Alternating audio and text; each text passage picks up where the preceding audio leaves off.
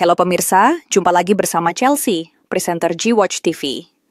Hari ini kami menghadirkan Pendeta Rufi Wane, mantan Ketua Umum Majelis Sinode GPIB dalam acara podcast Imajiner. Selamat datang di studio kami, Pak Pendeta. Apa kabar? Selamat siang, Chelsea.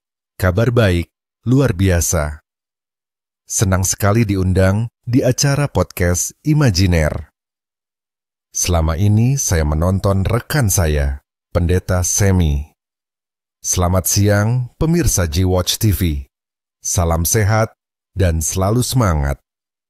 Luar biasa kemajuan teknologi artificial intelligence.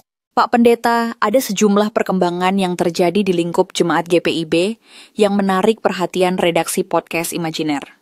Sebagian besar jemaat berbohong untuk pembayaran persepuluhan ke Majelis Sinode. Sementara persepuluhan telah menjadi komitmen bersama. Apa tanggapan Pak Pendeta tentang fenomena ini?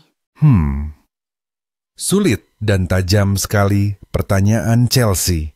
Tuhan telah menciptakan alam dengan hukum-hukumnya yang tidak pernah berubah sejak awal mula penciptaan alam semesta sampai dengan saat ini. Hukum yang sangat terkenal bagi manusia adalah the law of attraction, hukum tarik-menarik, dan hukum gravitasi. Contoh hukum the law of attraction bagi pengelola keuangan jemaat, ketua 4 dan bendahara yang suka berbohong tentang kesulitan keuangan yang dihadapi jemaat, sehingga mereka mangkir membayar persepuluhan ke majelis sinode secara benar, maka mereka akan terus mengalami kesulitan dan terus merasa kekurangan. Ini dampak dari hukum yang saya sebutkan tadi. Kemudian, contoh hukum gravitasi. Ketika seorang pendeta naik ke puncak Monas dan terjun bebas ke bawah tanpa parasut atau pengaman apapun, maka sudah pasti mati dan pindah alam. Dahsyat sekali dampak hukum-hukum alam yang dijelaskan Pak Pendeta. Lalu, bagaimana seharusnya Ketua 4 dan Bendahara Jemaat yang mengelola keuangan bersikap? Sebelum saya jelaskan, maaf kalau nanti penjelasan saya agak panjang. Saya ingin memberikan contoh konkret terlebih dahulu. Coba tanyakan ke Majelis Sinode saat ini, kemudian lakukan konfirmasi. Apakah jemaat besar atau kecil yang membayar persepuluhan secara benar mengalami kesulitan keuangan? Saya berani mengatakan bahwa berkat mereka justru bertambah banyak dan tidak mengalami kekurangan. Ini merupakan bukti dari hukum tarik-menarik yang tadi saya jelaskan. Nah, untuk menjawab pertanyaan Chelsea tentang bagaimana ketua 4 dan bendahara jemaat harus bersikap, maka jawabnya, yang pertama, mereka harus menyadari bahwa uang persembahan jemaat yang mereka kelola itu sudah berubah. Statusnya menjadi milik Tuhan, bukan milik jemaat. Sehingga Tuhan tahu kelebihan dan kekurangan yang ada di jemaat. Tuhan perlukan kejujuran dari mereka untuk mengelola keuangan milik Tuhan. Bayarlah apa yang menjadi hak majelis sinode, kamu tidak akan pernah menjadi miskin. Yang kedua, kejadian Ananias dan Safira istrinya, sebagaimana diungkapkan di Alkitab, tidak akan terjadi lagi di jemaat saat ini. Tetapi, Tuhan selalu punya cara untuk menerapkan peristiwa tersebut sesuai dengan konteks zaman. Mengelola uang Tuhan jangan menggunakan logika berpikir manusia, apalagi mengadopsi pikiran sekuler. Harus menggunakan iman. Ini metode yang harus dijalankan oleh ketua 4 dan bendahara jemaat. Jika mereka tidak melakukan dua hal yang saya jelaskan, maka mereka akan selalu akrab dengan persungutan, keluhan yang berujung pada selalu merasa kekurangan. Seru sekali penjelasan Pak Pendeta. Kiranya hal ini bisa dipahami dan dimaknai secara baik oleh Ketua 4 dan Bendahara Jemaat. Pak Pendeta, di jemaat ada pendeta yang berperan sebagai Ketua Majelis Jemaat. Apa yang seharusnya mereka lakukan? Pendeta selaku Ketua Majelis Jemaat seharusnya tidak memberikan toleransi terhadap kebohongan yang dilakukan oleh Ketua 4 dan Bendahara dalam memenuhi kewajiban kepada Majelis Sinode.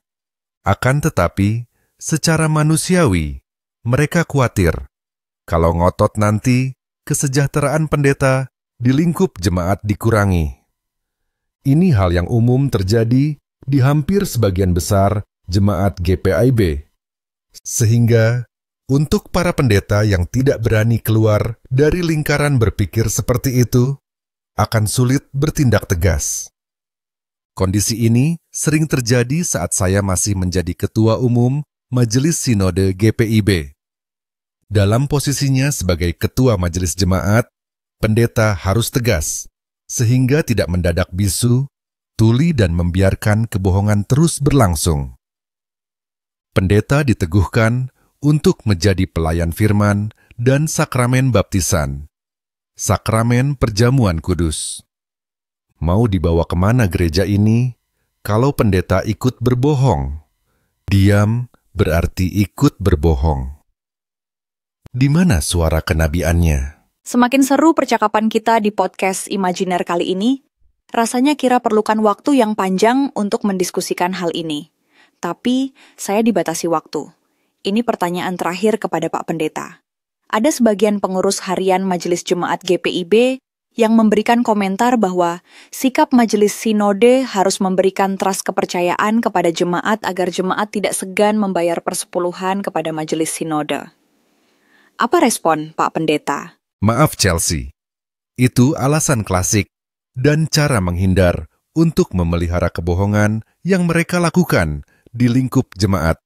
Persepuluhan sudah menjadi kewajiban yang harus dipenuhi jemaat. Itu sudah menjadi aturan hukum normatif di lingkup GPIB. Lakukanlah dengan benar dan jujur. Jika jemaat merasa ada yang tidak beres dengan cara pengelolaan keuangan Majelis Sinode, maka setiap tahun di persidangan Sinode tahunan, jemaat punya hak melakukan evaluasi, koreksi, usul dan saran. Jangan jadikan momentum persidangan Sinode tahunan untuk kegiatan jalan-jalan atau traveling saja. Kondisi yang terjadi selama ini, ketika KMJ dan PHMJ yang diutus menghadiri persidangan Sinode tahunan, saat kembali ke jemaat, mereka tidak memberikan laporan kepada anggota PHMJ yang lain. Kalaupun ada yang melakukannya, mungkin hanya 10% dari total jemaat GPIB. Saya sudah mengalaminya lebih dulu. Terima kasih Pak Pendeta atas penjelasan yang diberikan, seru sekali dan rasanya saya tidak mau berhenti bertanya. Singkat saja Pak Pendeta, apa closing statement Bapak untuk para pengelola keuangan jemaat? Baik Chelsea, sebagai closing statement saya di podcast Imajiner kali ini, kepada seluruh pengurus harian Majelis Jemaat GPIB, jangan lakukan kebohongan, apalagi memelihara kebohongan di gereja. Ini lembaga moral. Tuhan Yesus menghendaki pengelolaan keuangan milik Tuhan dikelola dengan jujur. Jangan jadi Ananias dan Safira di abad modern. Tuhan pasti punya cara untuk mengingatkan, mulai dari yang halus sampai yang keras. Jangan pernah menantang Tuhan. Terima kasih Pak Pendeta, terima kasih pemirsa G-Watch TV. Podcast Imajiner akan terus menemani Anda dengan topik bahasan yang selalu menarik. Sampai jumpa di podcast Imajiner berikutnya.